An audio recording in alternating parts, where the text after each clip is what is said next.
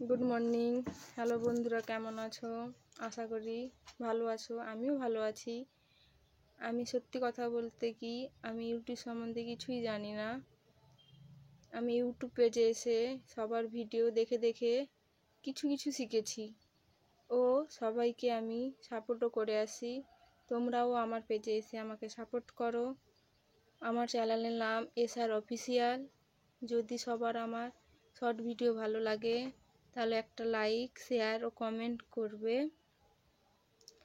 সবাইকে ধন্যবাদও জানাবো।